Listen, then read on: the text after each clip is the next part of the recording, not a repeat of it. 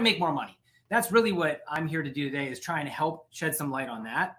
And that's really what I want to do. So a couple things as we get started, a couple of housekeeping items. I will be switching out and back to my presentation. So I'm going to share my screen here in a minute, and I'll jump back and forth to the screen so I can see in the chat. If you have a question, put it in the chat.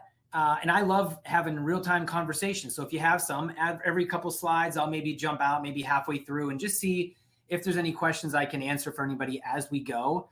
I'm an open book. And so like Deanna said, I've been in the industry 24 years. I have a background in a lot of different areas. So besides being in real estate and building, I started off in the finance industry. I had my investment licenses and worked with people when they're with their retirement, with their money. What should they do with it? I have had multiple businesses. I coach teams at Tom Ferry as well as speak. And so I see a lot, and I talk to a lot of different people on different businesses. But I've had a golf putting company. I had a technology company where we had technology software. I live in Myrtle Beach, South Carolina, and my wife and I own our real estate agency and our building company. We also have rental properties. So I'm very familiar with the investing space in real estate. There's so many different sectors. And like Deanna said, it's changing. It's ever changing. There's so much going on right now. So I'm really excited to share with everybody. I apologize for me doing this, but when you see me, I'm getting old. I turned 47, and all of a sudden my eyesight went from above perfect to I need readers. So I'm still adjusting. I'll be 49 here soon. And man, my eyesight just took a turn. So I am going to share my screen because I want to get into this and offer as much as I can to help all of you. We're going to go through what we're talking about. Let's see here. Screen, boom, boom. Okay, so what I want to talk to you about today, I am, like Deanna said, with Tom Ferry. Tom is, for those of you that don't know, has a speakers bureau, and you've seen some of them already speak to you. Amazing speakers with lots of experience. And that's really what we're trying to build, trying to bring to you, is just give you an idea of what, all of our different past experiences all in one. And that's what I love about doing what I do. So Tom, for those of you who don't know, is the #1 coach in real estate training 10 years in a row. I am super impressed by that. I think it's really amazing. Great coach, lots of things to offer, but that's why Deanna has us here. My name, like I said, is Frank Harita, and I've been in the industry a long time. This is where you can find me. My wife and I actually have a YouTube channel. It's Carolina Crafted Homes. And there we talk about real estate. We talk about building. Most of it's centered around Myrtle Beach, South Carolina. But I would encourage all of you to create your own YouTube channels. If you haven't, definitely look into it. I'm very passionate about YouTube and everybody doing that for themselves and their business. Okay, so enough about me. What about all of you? So how can we help you today? Well, I want to talk to you about turning your online leads into more of a seller consult. And I'm going to explain to you how I think that happens. I coach probably 45 different clients at a time. And what I love is that besides being on the ground floor here in Myrtle Beach and doing the same thing as all of you, I get to see what's happening with all of them. And a lot of them work online leads. And so today what I'll do is I'll probably share some case studies. I'm going to share some tactics. I'm going to share some scripts. And I want all of you to be able to just take one thing away from today. If you walk away with one new thing that you're like, I can implement that tomorrow. My goal is that is a win. That is a win if you can take one thing away, hopefully more, but this is going to be a lot. I will be sharing the slides. I did see somebody's question. I will share these slides. You will get them. So just an FYI. But my goal is to over deliver today. I don't want to just say, okay, here's one solution and then we all go. I want to spend time on multiple ways you can win. And it's not just, hey, what's that magic thing I can say? And it's not just like, how fast do I respond to a lead? It's multiple things. And so if you can just improve in all of the areas we talk about today, just a little bit, I think your conversion rate is going to go through the roof. So let me tell you some statistics that I thought were just extremely interesting before we get started, because I'm not sure that all of you are aware of this, but 47% of consumers who take a sold.com appointment list their home within a year. So some of you may know that, but some of you may not. And I think that's really interesting. So if you go on an appointment, a listing appointment, which we're going to talk about, but if you go on an appointment, most 47% of them are going to list within the year. That's a huge number.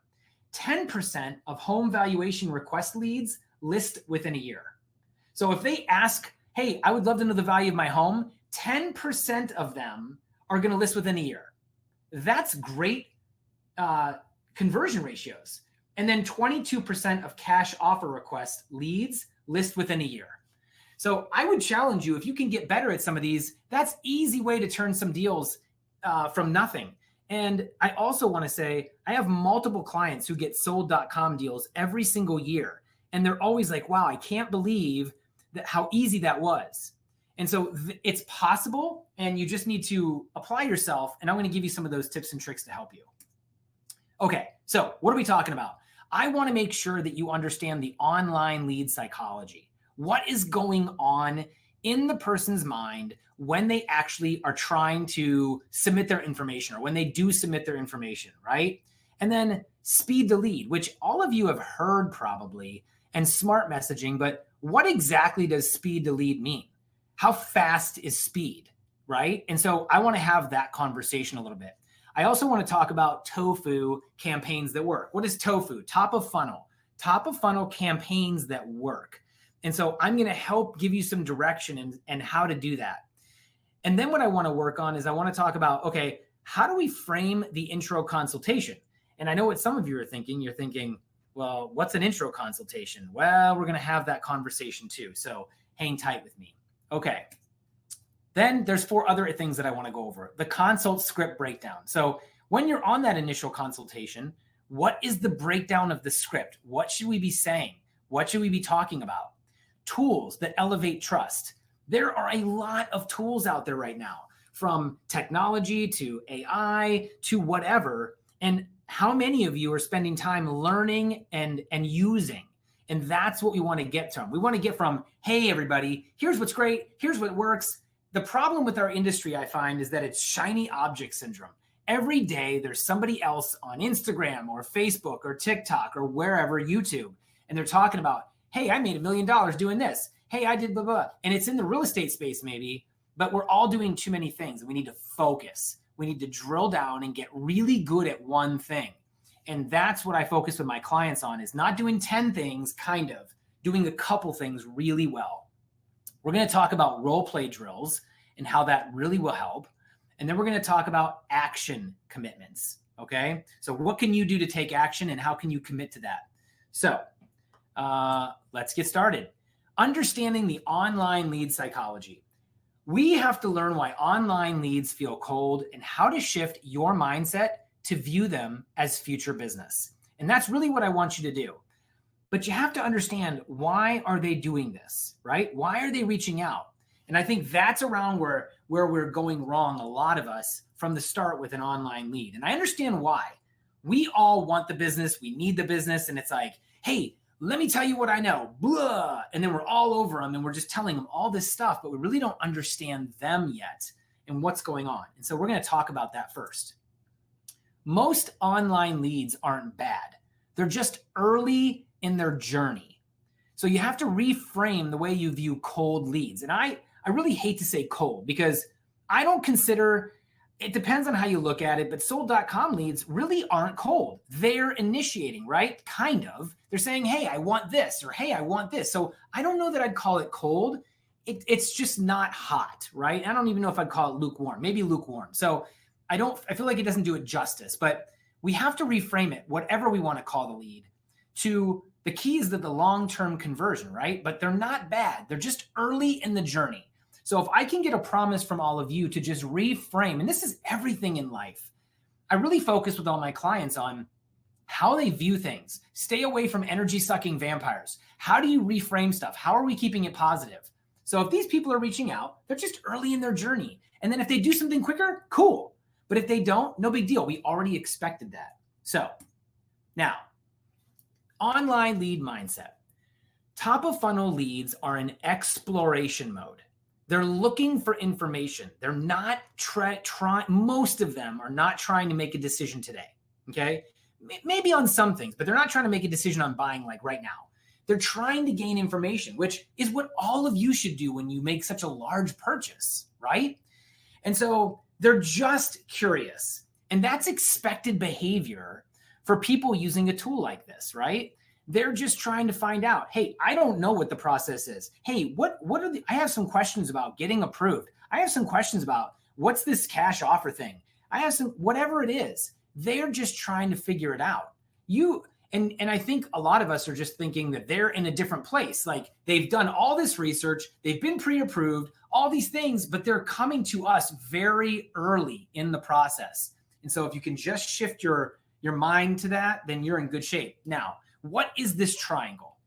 Phil Jones, who wrote a book, and I would write this book down because I think all of you would really enjoy it and it's very useful. It's called Exactly What to Say for Real Estate Agents. If you've never had any of our other Tom Ferry speakers talk about this book, I think it's a great book. I love what he talks about.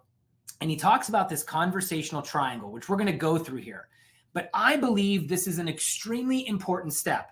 If you are not aware of this, then you're going to miss the boat. So he says there's 3 pieces to the conversational triangle: curiosity, empathy, and courage. And we're going to talk about those before we move forward, because I think it's really important. And by the way, this is not just something to talk about with work and leads. This is with relationships. This is with friends. This is with any other lead source. This is with networking. If you grasp this, this will change your life. And I say to a lot of my clients, the quality of your life is determined by the quality of your questions. And that is not mine. I got that from somebody a long time ago in a book, but it's so true. And so if you can ask great questions, then the answers you get are much better. So before we get to that, there's 4 things that Phil talks about, and that's the 4 cornerstones of conversational excellence that I thought I would share with you. And this is what I talk about by adding a little extra value, and hopefully this helps. So there's 4 cornerstones. And the first one is the worst time to think about what you're saying is when you're saying it. And I always bring this up because how many of you spend 0 time role playing, meaning you practice objections on online leads with someone else in the real estate industry? Or like at Tom Ferry, when you're being coached, we have something called Revy AI, where we have a chatbot and a role play assistant where you can role play with the computer and it role plays back with you. But the point is, are you practicing, or are you practicing on your leads? Are you taking it seriously? So the worst time to think about what you're saying is when you're actually saying it. Don't do that to yourself and your client or these possible leads. Number 2 is curiosity is the fuel for great conversations. And this is from a book, How to Win Friends and Influence People by Dale Carnegie. If you've never read it, you absolutely have to read it. It's a must read. So basically, you need to be curious. That's the fuel for great conversations. And that leads to anywhere. You never know where it's going to lead. It could lead to all these great possibilities. Number 3 is people do things for their own reasons, not yours. If we get an online lead, we're only thinking about, oh my gosh, commission. I'm going to get a sale. This is what I need. I need 5 deals this month. I need to get one. Oh my gosh, this lead is terrible. They're not looking to do anything I want them to do. That's not what it's about. It's about starting a relationship. And I know, look, if someone wants to do something right now, great. We all win. That's what I want too. But most of the time, that's not the case. So we have to be prepared for longer term. And then number 4 is the person asking the questions controls the conversations.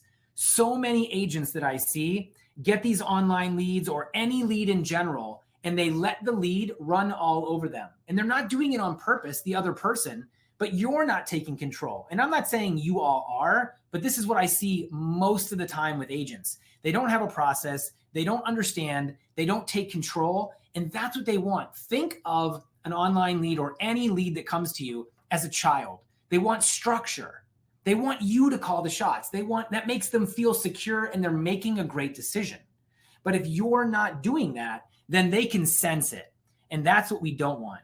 So curiosity, the first leg of the triangle. We're trying to see other person's perspective. Why are they doing what they're doing? That's what we need to figure out right off the bat. And we do that by an acronym called FORD, which is Family, Occupation, Recreation, and Dreams. So that's a great acronym to try and have a conversation with someone. But you want to have specific questions for specific answers. Okay. Now, context gives us certainty. All right. Why is that important? Well, we have to have certainty that we know we've uncovered everything that's going on in their mind. Everybody has a complicated life. The reason why a lot of people don't get back to you and you follow up 2 times is because they have 50 other things going on in their life, just like you and I. So I get people that follow up me 24/7. And I'm like, holy cow, great follow-up, but this person is blowing me up. But I get it because that's their job. And they're trying to reach out to me because I got too many things going on. But eventually I will pick up the phone when I'm ready and I'm ready to talk. I don't get mad about it. So context gives you certainty, but curiosity leads to certainty, which gives us context, which helps us move the conversation forward based on the specific motivation of that person. So you ask great questions and you get context, which then gives you clarity of what their motivation is. Okay, that's really important. Now, that gives us the ability to show some understanding of the other person. If I understand now and I'm clear on what exactly is going on with you, then I can show empathy. And most people don't want to do what they're doing when they're moving. They do it because they have to, because their situation has changed, right? I don't like to go through the mortgage process. What a pain in the butt. Like I have 15 other things I can list I'd rather do than go through the mortgage process, but they're doing this because they have to, and you have to relate to that. And you have to have empathy, but that makes you relatable. And then because you become more relatable to that person, that makes you more personable and people want to deal with you. It makes you less salesy. So if I reach out to you and you call me and you're like, let me tell you what I can do for you, blah, blah, blah, blah. And you're like, hey, let's meet. Hey, let's do this. And you're trying to really pressure me. It's like, whoa. And I'm not saying, look, I've taught prospecting boot camp for Tom Ferry. I get it. I used to be a cold caller. I'm all about closing deals. But we have to understand who we're talking to on the other side before we can get that far. All right. That gives us courage. So we've asked questions, right? Curiosity. That's led to empathy.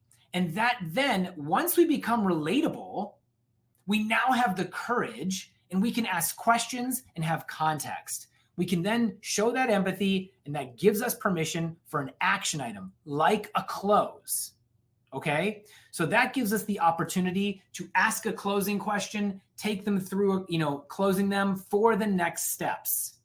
Right. So that's the conversational triangle, but that is the basics that we all need to understand, that it's not about us, it's about them. We need to ask questions. That puts us in control, and it also puts them in a position where they start to trust us. Now, this is a breakdown of any conversation. I was going to ask you all, but curiosity is 95% of a conversation, okay? Empathy is 3%, and courage is 2%. That is the makeup of a conversation. So when you're having a conversation, 95% of it is question asking, or at least should be. 3% is empathy, 2% is courage. If you're not asking any questions, it's not going well. I'll give you a hint. So just want to make sure I throw that out there. Usually I ask people, but for the sake of time today and the fact that we're on a webinar. Okay. Jeb Blount, if any of you know who he is, he says something that I love. And he wrote this book, actually, you can't see it, but it's called Fanatical Prospecting. And he says, treat ghosting as incomplete, not rejection. They need more time, not more pressure. And I think that's a really great statement, especially about online leads, because how many of us get ghosted pretty quickly from an online lead? Treat ghosting as incomplete, not rejection. They need more time, not more pressure. Tom Ferry says, you're the knowledge broker. Your role is to guide, not push. Okay? But if you start pushing, they're going to run away. And this is just a reminder that you are the bridge to clarity, not the closer on day one. And you have to think of it that way. I am the bridge to clarity. I am here to clear things up. I'm here to solve a problem for you. That's what I'm trying to do here. So if you're not doing that, then that's where the problem starts to exist. Okay. I wanted to think about, every once in a while here, you're going to see me throw in a slide. There's some things that you can do to help your clients. And so I want to make sure that you're all spending somewhere around 20 to 30 minutes. I recommend my clients spend 20 to 30 minutes a day looking at different AI programs. That's a very important thing. We're going through one of the greatest transformations ever.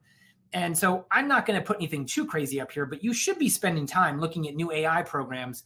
It's amazing what exists out there. There's AI programs that'll do cold calls for you. But if you're not aware of that, how far behind are you going to fall? So anyway, let's stay on track here. ChatGPT generates scripts for each phase of the Phil Jones triangle. So are you going to ChatGPT and you're asking it, hey, I'm looking to, in this phase of the triangle, what would be something good that I could be saying? And Phil Jones' book is really great because it has what we call a field guide in it. And it tells you, based on an online lead, here's the objection you're going to get, and here's what you would say. Here's the open house lead, here's an objection, and here's what you can say. So it gives you all the possible objections you might get from somebody, and then it also tells you what you should say. So I just want to make sure you guys are aware that that exists, but you can use ChatGPT to use anybody. It could be Phil Jones, Jeb Blount, it could be Tom Ferry, it could be anybody you want that you can put in there and say, hey, how would this person respond in this situation? And that will give you some direction. Homebot.ai, some of you probably know about it. If you don't, it keeps your top of funnel leads engaged with monthly curiosity inducing home value snapshots. There's a lot of these types of programs out there, but just things to keep in mind. So you want to open the conversation. You don't want to close it. Okay. Now, here is the next really important piece to all of this when it comes to online leads: speed to lead and smart messaging. Now, when I say speed to lead, everybody's going to have a different amount of time in their mind that pops up. Some people it's, a day. Some people it's a couple days, a week. Some it's 5 minutes. I'm saying 2 here. I'm not sure if sold.com, Deanna, or they tell you a certain amount of time, but what we find is that the sooner you get in touch with them, the better. So I would say somewhere between 2 and 5 minutes. I like 2, but your goal is to get in touch with them fast, okay? Master the timing, master the tone, and the tools for your first outreach within 2 minutes of the lead arrival. The first contact sets the tone. Your opening message should feel like a helpful nudge, not a hard pitch. And I think that is a big differentiator. Everybody else is so much on like a hard yes, no, close question. And I think it's more like a helpful nudge that we need to focus on. So let's take a look at this and break it down.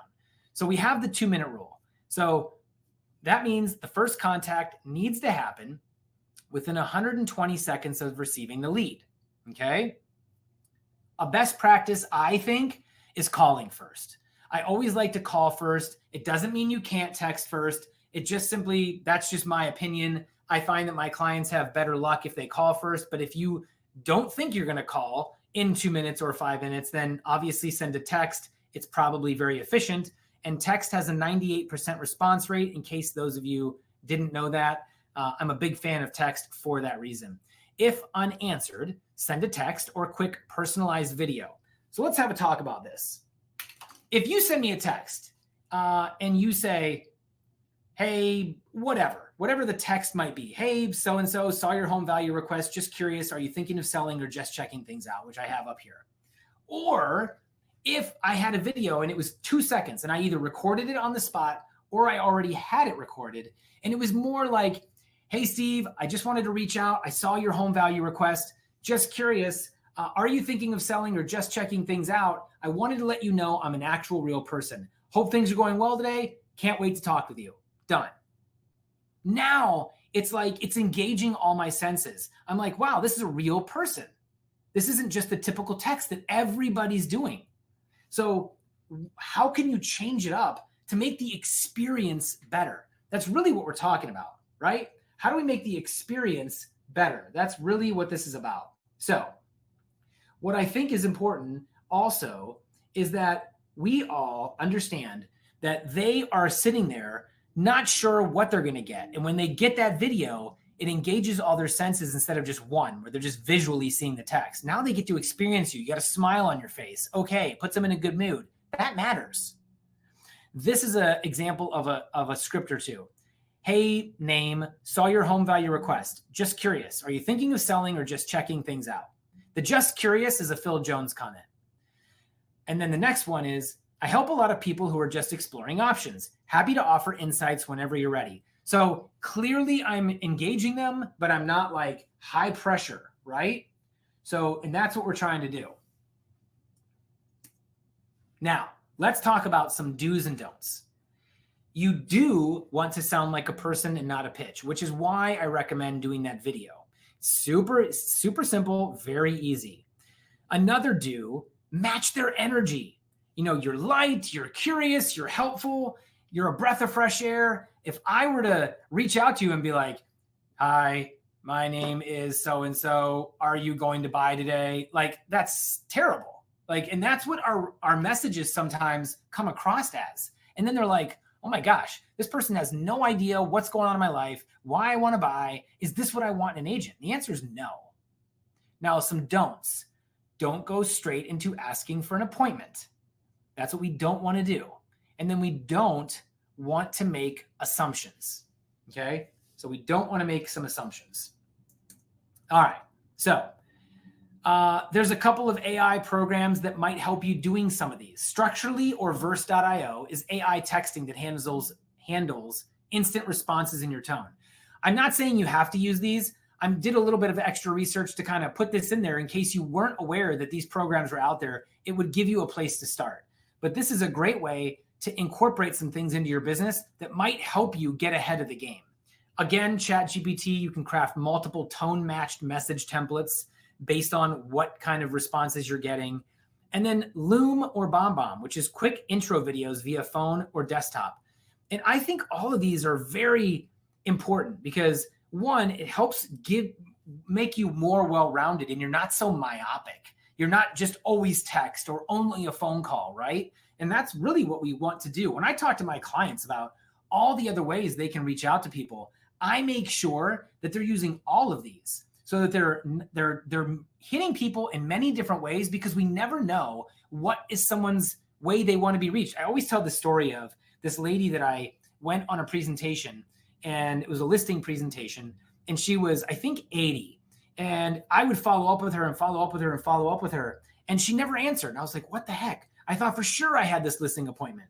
And I would leave her a message, maybe a text or two here and there. And then one day she DM'd me and she was like, hey, when can you come over? And I was like, oh my gosh, she's DMing. So the point of that is you never know what someone's going to want to use. So you got to try it all because you want to make sure you don't miss it, right? So just an AI. I hope this helps in case you haven't heard of some of these programs. Okay. When we're working home valuation leads that don't book, we have to turn curiosity into clarity without pushing for an appointment too soon. But to start, we have to understand their mindset. They are often exploring, not committing, and their curiosity is low, right? It's low intent curiosity. So we have to start the conversation and not sell a service. So it's kind of what we've been talking about. But here's an example sample opener. Hey, Steve, just wanted to follow up on our home value request. Are you simply checking out the market or thinking about options in the future? And you can see here the progression path. We want light follow-up and maybe home insight conversation. We want to talk to them about, hey, let's talk about the value of your home. And we want to invite them to a strategy session.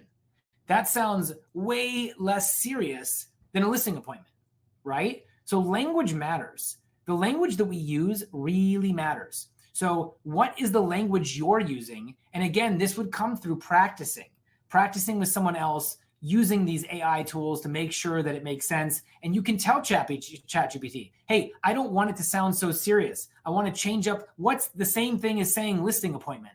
You have to spend time on it, but strategy session is great. Sounds like we're all working together. We're all going to have a great time. But really what we're saying is, in our terms, that might be an appointment or a listing appointment, but it's strategy session. So a ChatGPT prompt might be, write 3 follow-up messages for a home valuation lead who didn't book an appointment. How many of you have done that? I'll bet you nobody has done that here.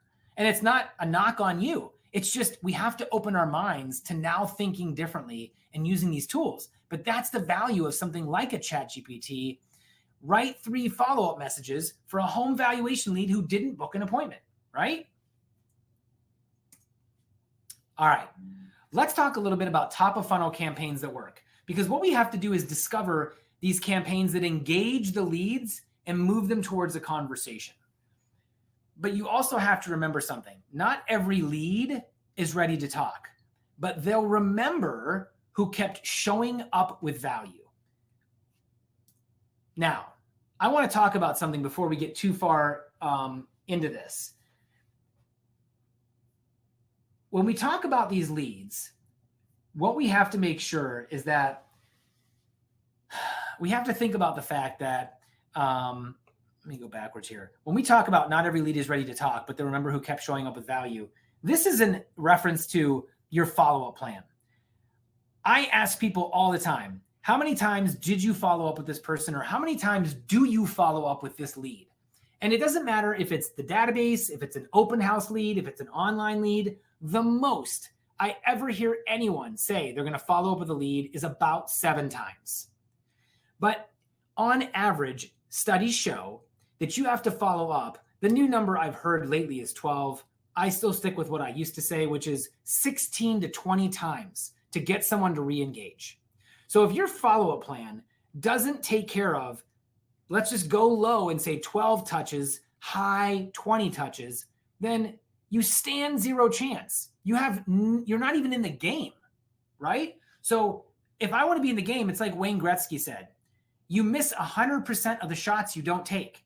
So if you stop at 7 and everybody else you're up against in your area is doing 12 to 20, you lose. After all that work, and all you had to do is just go a little bit further. So what could you do?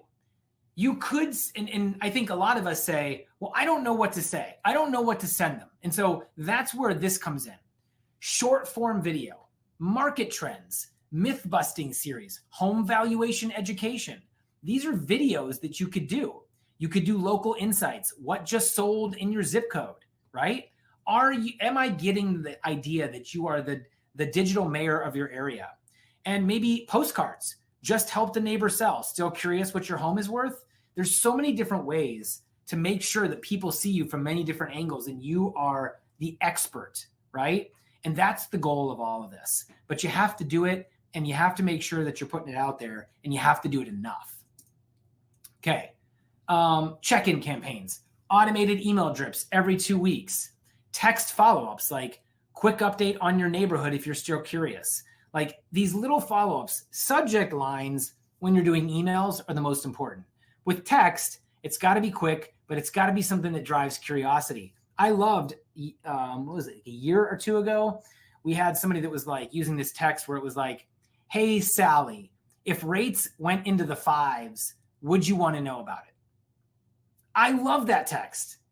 Who's not going to say yes? If rates dip into the 5s, would you want to know about it? You and I know when rates get into the 5s, but these other people, they have jobs. They're not following interest rates every day. So how are we going to engage people? You have to create curiosity in the text, in the email, to make sure that they're paying attention. So we're talking about an automated email drip every 2 weeks. All right. What are some AI tool tie-ins for this stuff? Jasper AI or ChatGPT, you can generate a 4-week top of funnel content calendar. Chime or Follow Boss, just 2 examples. There's many CRMs. You can automate text, emails, and engagement tags. I'm just going to say this one blanket statement. If you don't have a CRM, you're making a huge mistake. You need a CRM. It doesn't have to be expensive. It doesn't have to be fancy. It needs to fit your budget, and you need to use it. But you need a CRM so you can stay on top of your leads. If you don't have that, that's step 1 before anything else I talked about today, because otherwise it's going to be tough. BombBomb and Loom, again, build light video messages into drips. That's important. So here's some drip campaign ideas. You can do a bi-weekly market update. You can do a monthly what sold nearby postcard, or you can make that into an email or a video. Quarterly, where are you in the process emails. You can do event-based nudges. Rates dip this week, want to see if it impacts your plans. You can do personalization tips. You can tag birthdays, anniversaries, downsize indicators. By the way, when you get a lead, how many of you go on social media and try and find more information out about your person? Knowledge is great, but you have to use it. But if I find out you have a Facebook profile and I find you and I know your birthday, hey, I'm sending you a, hey, happy birthday today. Like, why would you not do that? Now, does it take a little bit more work? Absolutely. But all of these touches, they come across as meaningful because guess what? Nobody else is going to do that. So that sets you apart. Jasper and ChatGPT write nurture sequences and then monthly home value targeting. All of these work. So these are long-term nurture without feeling pushy. You're just trying to stay in front of them. You don't want it all to be not real estate related, but it's okay if some of it is. And it's just trying to make sure they remember, oh yeah, he's still there, she's still there. I'm going to use them eventually. Key concept, relevance plus consistency equals re-engagement. Okay? So this is a key thing. Relevance plus consistency equals re-engagement. So what are you sending them that's relevant? Like I said, you don't want to make it too much stuff that's not real estate related, but it does need to be quality plus consistency. Don't do something, skip 2 months, and then send them something again because they're like, who is this person? I forget. That equals re-engagement, but you got to have both. Now, we have to frame the intro consultation. That's where we're on to now. And we want to position the first meeting as helpful and pressure-free, not a listing appointment. Okay, that's our goal. The strategy session should feel like a service, not a sales pitch. So avoid the term listing appointment. Use low pressure language. This is just a strategy session to help you think through your options. Pre-consult questions. What got you curious about your home value right now? Why are they doing this? And this is also to cover anything we missed in the beginning. Pre-consult questions. Have you thought about a next move, or are you just seeing what options are out there? And this last one I'm putting in here, I don't know that I would say this because the closer in me always has listing paperwork, but I think you can have it and not pull it out. And that's what I would say. So I wouldn't say don't bring listing paperwork, but I would have it. And then if they're like, hey, do you have it? Obviously, if you pull it out pre-filled out, that's a little skeptical, but you could have the listing paperwork, or, you could hop on DocuSign, however you guys do it in your area. But I think I've always thought it's smart to have the paperwork. That's just my opinion, but all right. So how can we use AI tool tie-ins? You could use ChatGPT to generate pre-consult question sets, right? That'd be great. What are some great questions that we need to ask pre-consult? I always tell my clients, especially like for a listing appointment, do you ask them, I always say, are you asking if what I say when I come out makes you feel comfortable and confident that I can sell your home for top dollar? Are you prepared to sign the listing agreement? Yes or no? Then I ask them, hey, listen, are you interviewing any other agents for the job of selling your home? Yes or no? How many? Who are they? This knowledge is super important. If you had that info before you went on a listing appointment, now I'm not saying to ask those questions in this scenario. I'm simply saying the questions give you so much good intel. But if you don't do it, then you set yourself up for a big bomb that's going to blow up in your face when you get on the appointment. So ask great questions before you go. Gong and Fathom are two programs that analyze past consult recordings for tone and effectiveness. So you can have a conversation and record it, and then you can say, hey, what do you think of my tone? There's something called mirroring, and it's a very powerful tool. And I teach this. It's part of NLP. But if I can mirror you, some things you do, your tone, then you're going to like me more because people like them, right? But if you come in and you're all quiet and I come in and I'm all over the place and I'm super loud, that probably doesn't help. Okay, I am going to stop sharing for a second.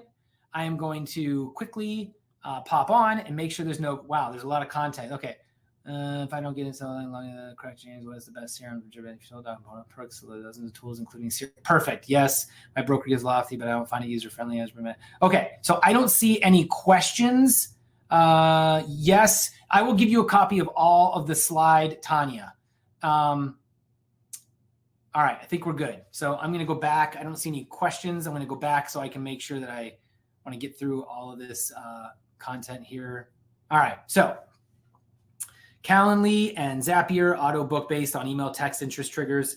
So I just want to make sure you guys are aware of programs that are out there that can help you. So cash offer curiosity, turning interest into conversations, responding to motivated but cautious sellers. So many sellers use cash offer as a conversation starter, not a commitment, okay? So an example message, most of my clients are simply exploring options. We can walk through what a true cash offer might look like and then compare it to other paths. So that might be a response. Let's go over the pros and cons in a short 15-minute planning call, no pressure. So that's a strategy session framing. Let's go over the pros and cons in a short 15-minute planning call, no pressure. Now, I want to make a statement. All of you should have partners that you can go to for certain things, whether it's to pack people's stuff up if they don't want to move their stuff or pack it up into boxes, a cash offer. Do you work with investors? Do you work with companies that offer cash offers? All of these matter. And I tell all my clients, like, you should be able to have these options, and that might change, what fees are and everything else. But the bottom line is you have to have these options to separate yourself from other people. But you should be working with people that can work with you on cash offers. So you have to spend some time finding out who that would be. Maybe it's a company, maybe it's an individual, but who could you work with to help supply a cash offer conversation? And then you go from there. Another ChatGPT prompt, write a script for a lead requesting a cash offer, but hasn't booked an appointment, right? It can help you with this. So you can use different ways to come up with what you like, but use the people that I'm talking about, Tom Ferry, Phil Jones, whoever, and have ChatGPT. Another one would be Chris Voss, who wrote Never Split the Difference, which is a great book on negotiating. If you haven't read it, you should read it. He also has a book just for real estate agents, another great book. Okay, set the tone, zero pressure, clarity first. It's almost like the concept of, there's a book that I'm reading right now called Wealthy and Well-Known, and it's about your personal brand. And so you should be purpose over profit. And that's what this statement is. Zero pressure, clarity first. Are you in to help this person first? Then the profit comes second. All right, consult script breakdown. 3-part flow to guide sellers from curiosity to clarity without pitching. So a clear, structured conversation helps move leads from uncertainty to clarity. Consult 3-step flow. So you want to discover their motivations, fears, and timeline. That's what we're trying to do. And then options, you could list now, you could wait, you could rent, you could explore offers. And then timeline, build out a potential plan. This is the 3-step flow, okay? So discovery, then you go over their options, and then you go over their timeline. You want to ask open questions. Is this about simplifying or maximizing? If we were to move forward, what would your ideal time frame be, right? So the goal is to ask questions just like we talked about in the beginning. We need open-ended questions, not yes or no questions, which would be a closed-ended question. Here's some AI tools. ChatGPT, again, write a 3-step consult for a curious seller using discovery, options, and timeline. Boom. It'll probably do the whole thing for you. TopHap uses heat maps, zip code comps, or market visuals. And Likely.ai, predictive data to support when and why to act. These are all tools that you can use along with all the amazing stuff that sold.com does for you. So discovery, options, and timeline. Tools that elevate trust. So you want to use visuals, data, and stories to build confidence and elevate your consult. One thing I learned a while ago, which was great from a speech coach, she said, you never know who's in the audience, but you can be rest assured that you have different people in the audience that some like stories, some like data, some want to go off of your credibility. And if you don't have those in some form or fashion, then you're going to have a tough time. And you need to know which one it is, or include all 3 in your presentation so that it appeals to everybody. And that's a really big nugget that if you don't know, you should incorporate. When you can't offer guarantees, show structure, insight, and professionalism. I would bring CMA previews, seller timeline worksheet, market trends, snapshots, comparison sheets, cash versus list versus wait. These are things that you would want to do to make sure that you're covering all your bases. So you can use Canva and ChatGPT to create visual versions of timelines and comparisons. HomeBot with monthly reports that visualize value changes, and CRM templates for autofill offer comparison tablets or tables. So what if you don't have a cash buyer? Here's the play. You don't need a buyer in hand to deliver value. You need a system. And that's what I was talking about earlier. You are the cash connector, not the buyer. I work with several cash offer partners, whoever it is. Let's start with a quick call to go over your situation, and I'll match the best option for your goals. So, there's sources to lean on, but you need to make sure that this is the route you're going and you explain this to them. Create a net sheet for comparison, that they do a cash sale versus traditional listing versus wait and rent strategy. Use a seller worksheet to organize what matters most: timeline, price, repairs, simplicity. And then you could do this prompt. Write a message to a seller asking for a cash offer when I don't have one in hand, but I work with vetted offer platforms and investor partners. That's a great prompt right there to use. That should help you immensely. This is just a simple chart you can put together that I did quickly for option, speed, price, repairs, simplicity, and net to seller. So whether you're cash, list, or wait, it's all here. And you just go over all these different steps to help make it easier for them. Visuals equal clarity. Help them picture the process, okay? Role play drills. You need to practice curiosity-based outreach and lead engagement with real-time scripts. That is what you need to do to make sure. Agents don't rise to the level of scripts. They fall to the level of practice. And that's a play on another thing that Tom Ferry says, which is we fall to the level of our systems, but that's a whole nother thing. We don't rise to the level of scripts. We fall to the level of practice. So are you practicing? So first, you can contact text evaluation leads, responding to cash offer requests, and re-engagement text for ghosted leads. Those are 2-minute drills you could do. These are some AI tie-ins: ChatGPT, Lavender, Gong, and Fathom. And these are top of funnel examples for messaging templates that spark responses. Write texts and emails they'll actually reply to. So still curious about your home's value? Here's an update in your zip code. Timing is everything. Any changes on your end? Or post-appointment? Just checking in, no rush. But I've seen a few shifts in your neighborhood you might want to know about. And then I put some AI prompt samples in here. Write a follow-up message for a seller lead who ghosted after asking for evaluation. So just gives you a good idea of some scripts that you can use. And then these are action commitments. So you want to leave here with 3 actionable tasks you can implement this week to convert more leads. So I want to know, tell yourself, what are you going to walk away with this and say, I'm going to take action on that. If you don't act this week, this training didn't matter. You have to take action. It doesn't matter that you know it. So what could you do? You can script and send one first message. You could record one top of funnel video. You could launch one nurture campaign, text, email, or postcard, and you could book a strategy session. That's it. So, Deanna, I have a question for you. I'm going to pull up there for a second. Yeah. I know clients are focused on inputs and lead gen strategies, but what are you guys offering currently that would help people? What are you doing over there? Yeah, I mean, there's definitely a lot. First, I think everything that you went through was so applicable to especially what sold.com does. I love that you talked about like how to reframe a listing appointment, just the phrasing alone. Because I think that we all go into it of, we want the business, we want the listing, we're all salespeople. But I think sometimes the fact that we are salespeople gets in our way. And so we want to, for our own confidence, for our own, we don't want to waste time. We go in thinking, okay, this has to be a listing appointment. Otherwise it's a waste of my time.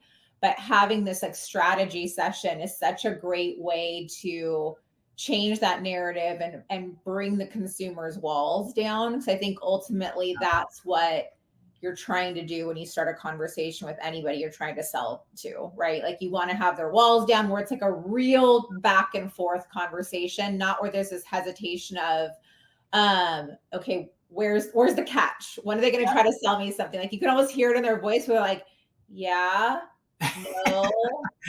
And short answers or tone of voice is different, but you can tell when you really just start to talk, their answers are longer and their tone of voice is actually opened up. They're actually engaging with you. It's a real conversation. That's right. Yeah. It's not just this fake walled thing, and you'll get so much further as you're talking to them. Because I've even had agents tell me when they're at those appointments, they have a hard time transitioning from strategy session or not listing appointment to getting to the business, where they've even taken time prior to the appointment, or not prior to the appointment, but prior to like the sit down of let's talk about what's going on, of let's take a look at your property, make sure I didn't miss anything. Wow, what a great kitchen. I have so many clients that have been looking for kitchens like this just to see how the consumer replies. And if the consumer replies like with nothing, or they're super defensive of like, well, I don't want to sell my house, then the agent kind of knows to pull themselves back a little bit. But if the consumer is like, oh, that's great, like I didn't know that, or they have some pleasant response to this, I have clients that are looking for kitchens like this, then they know, okay, subtly I can start to open the gate a little bit further to talking about selling the house. I love that. And that's like a mini close, right? So, and I think that's great. And part of this is just in the doing, right? Like you form this like gut instinct a little bit, and you can kind of judge, but it's tough to do that if you don't get started. And so, but I love what you said. Yeah. It's just a good like indicator of just some other information that's out there. There was some questions that came up of, and this can be answered by me or you. But with any lead, you call them back. I think I should say any lead source. Sometimes you call them back and they're like, I didn't request anything, whether it be, hey, I saw you requested a cash offer, or hey, I saw you requested a home valuation. I have some stuff that I can share, but what is your typical way that you approach that when somebody says, like, you're calling them about, hey, I just saw you requested a home valuation, and they're like, I didn't request anything from you. I know I'm putting you on the spot a little bit. No, that's okay. I mean, look, my prospecting brain goes straight to, okay, well, how can I keep this conversation going? You never know where your next deal is going to come from. That's where I go. And so for me, it's, okay, I always tell my clients there's 3 things we should always try and do when we're on a conversation with someone. 1, are they looking to buy or sell? And we don't want to ask them that, but that's what we're trying to figure out. 2, can we get their information? And 3, do they know anybody looking to buy or sell? So I would ask questions of discovery to try and get to know them and have some fun with it, right? So an example might be, oh my gosh, well, apologies, but just curious, since we're on the phone, I'm just interested. Where do you live currently? That would be an easy way to just transition it, right? And if they hang up on you, they hang up on you, no big deal. But try and ask some questions to get them talking, and then take them where you want them to go, just like anything else. Yeah, we had this question come up. I'm trying to pull it up while we're talking, because I think you're right on with that, which is, let me share my screen, because I think this will be helpful. And I'm adding it to our handout section too. So if people want to download it, they'll be able to, but give me 1 sec. Okay, so let me turn on the handout so you guys can download. And wow, I have way too many screens open up. We actually had this question come up on another Tom Ferry call, and an agent chimed in the chat and was talking about what they do when it comes up. And he took I had actually never heard of this approach, but he took like a pattern interrupt approach, and I started researching and looking into it. It's a thing. And so he does a lot of door knocking, and he said like he totally changed his process. And again, like this was a conversation we had in chat with an agent on a call. So this isn't me making this stuff up or, bringing this process up, but he door knocks a lot of his leads from sold.com. But I think that this talk track can be used over the phone too. Yep. But the door knock scenario he takes is, hey, I'm sorry to bother you, and I probably have the wrong address, but did you request a home valuation recently? And similar to what that person called out, a lot of people say I didn't request something. And sometimes, and I should actually say most of the time, that's their wall up, that they just don't want you bothering them. They actually requested something. We have their contact information. We track it all in the back end. And so sometimes, they're afraid, they change their mind, or maybe what your approach was when reaching out to them was just a little bit too scary or abrupt. But I like this approach because it kind of already throws it out there like, hey, I probably have the wrong information, but I just wanted to do my due diligence type of thing. Did you request a home valuation recently? And if they say no, which again, he called out as common, yeah, I figured sometimes when someone Googles what my house is worth, it can trigger a request through sites like sold.com without realizing it. Yeah. And it builds that credibility, it builds that pressure, but kind of like what you just said, since I'm already here and I work with homeowners in the area, would it be helpful if I gave you a quick snapshot of how the market's doing around here? No pressure, just some local insights about selling your house.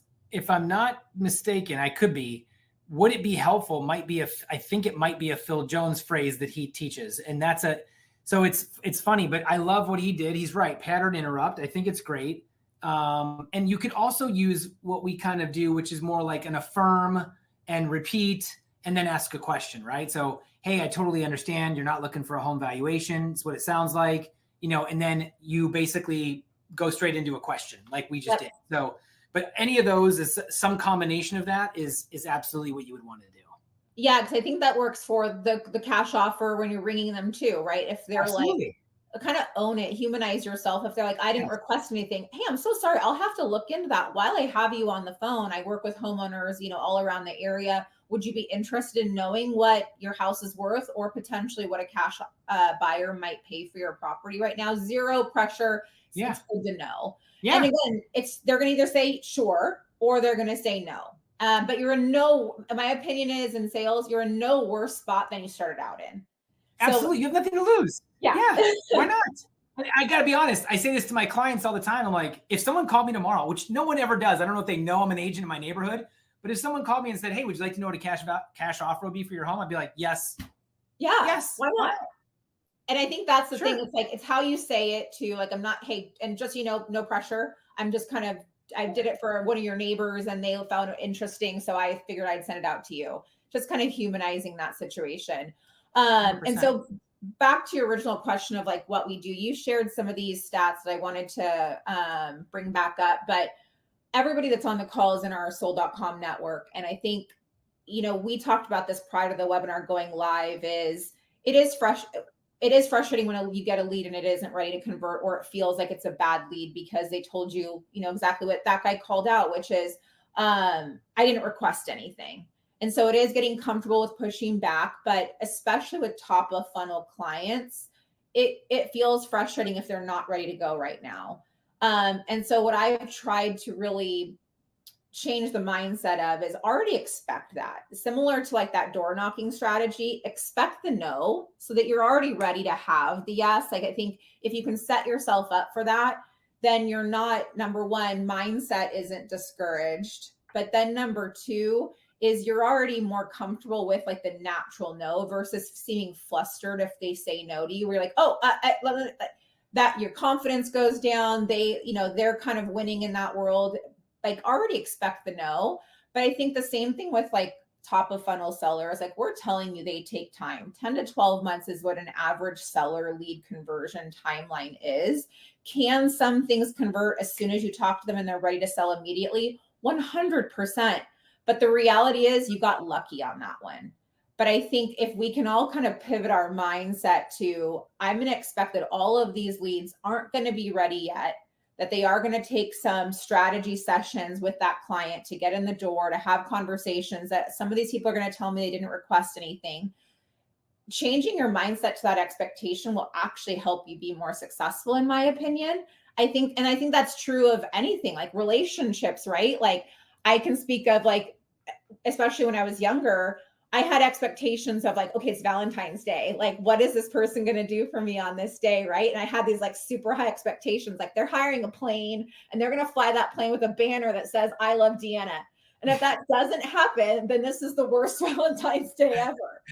Wow, now I feel terrible. Yeah, you haven't hired a plane for your wife yet, Frank?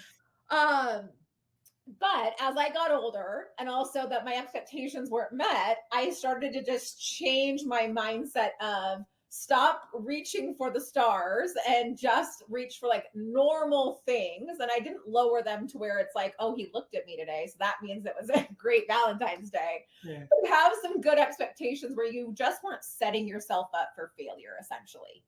And I think that's sometimes a lot of it, because I think no matter what you're selling, real estate specifically though, mindset is just so important. And if you have the right mindset going into things, you'll be so much more successful in working on everything than you would be if you just set your expectations too high. And my opinion is, and I've said this before, is that the online lead world has kind of done it to themselves, because you get so many salespeople that make you feel like every lead you get is going to be ready to convert as soon as you get it and you receive it. And so I always use the phrase, like, there are lead generation companies who sell hot, and they make you feel like the leads are going to be really ready to go right away. And again, that's kind of tainted the industry. But I think realistically, if you can go into any company where you get leads and understand that they are going to take time, but if you get that, like you shared earlier, 47% of the appointments we set are going to list their property. And so now it's just a matter of, is it going to be with you? And so what are you doing at the front half to ensure that happens? And so are you scaring them away too quickly? Are you pushing back when they tell you I didn't request anything? Are you ready for those no's, like more prepared for the no's than the yeses? But probably more importantly, are you following up with that person, right? Like it's not the call me if you decide to do something. Yes. I know most agents have said that when they're leaving, like, okay, well, thanks again for your time. Call me if you decide to do something. Spoiler alert, they're not calling you. Not happening. When it comes down to like them now being ready to do something, in all honesty, they've forgotten all about you. And so it is just making sure that you are always present, friend them on Facebook, have your content. Like, that's where, you called out YouTube pages. That's where it's great to have that, because now you just have content that's always there that they're constantly able to see as you release new videos. It's sending it over to them, and you're just making yourself the industry specialist for their area.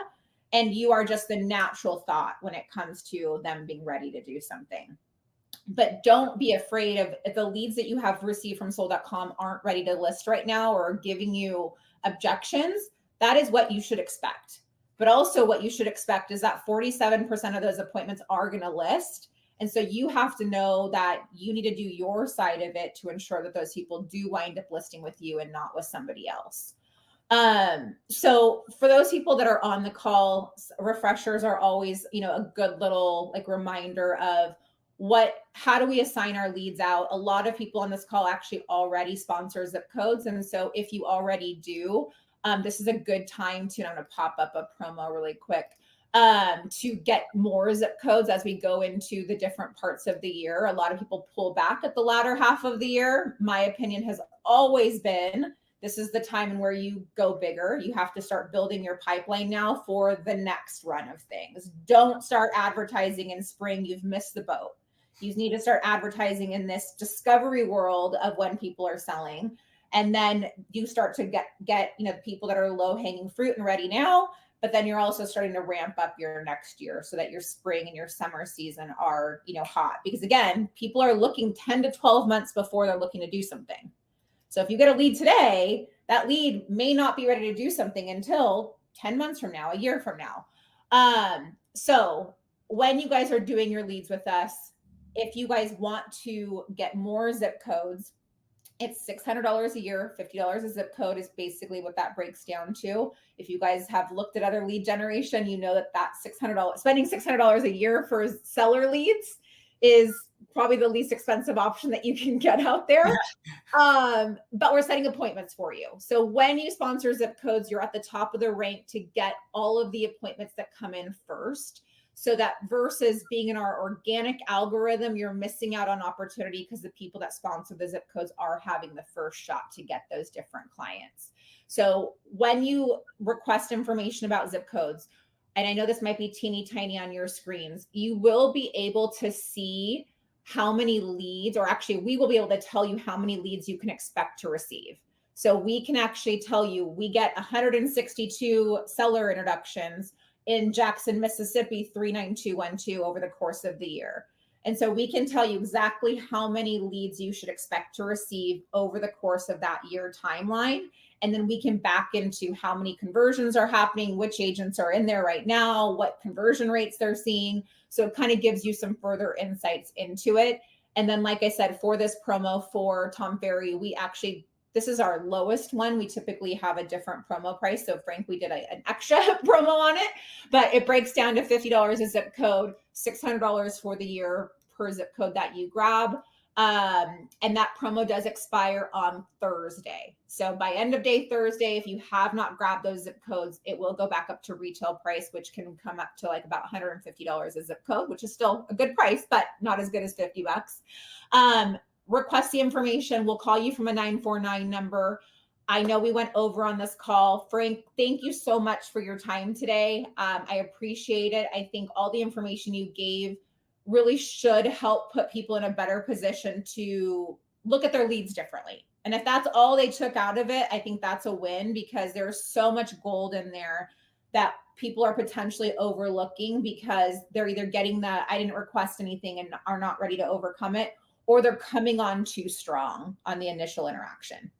Thank you for having me. I really appreciate it. I hope this helped everybody. And in the future, if anybody has any questions, I will always answer. If you shoot me something, DM or social, whatever, I'll always here to help. So thank you. Yeah, definitely. And Frank, I don't know if you'll be there, but we also have Tom Ferry Summit coming up. I'll be there. I'll be there. So yes, if you've never attended a Tom Ferry Summit, it is a great event.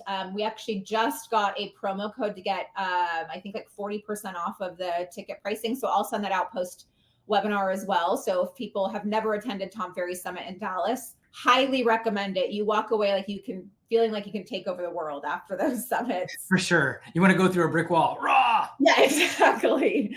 Thanks again, everybody. Frank, again, thank you so much for your time. I really appreciate it. Absolutely. Thank you for having me. Bye, guys.